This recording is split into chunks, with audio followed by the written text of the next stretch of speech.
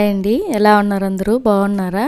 ఈ వీడియో వచ్చేసి జాతర గురువారం రోజు అమ్మవారిని ఈవినింగ్ నిమజ్జనం చేస్తారు.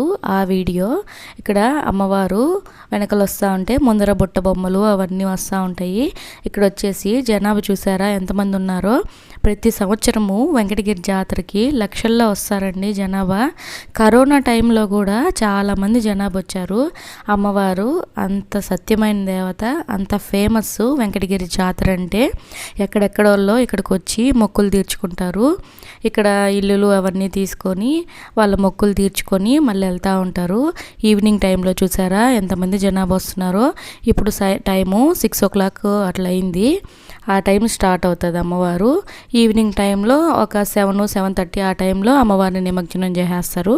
నిమజ్జనం అంటే ఏం లేదండి, అమ్మవారికి అక్కడికి వెళ్ళిన తర్వాత పూజ చేసి అమ్మవారు మట్టితో చేస్తారు కదా, ఆ మట్టి అంతా అందరూ తీసేస్తారు.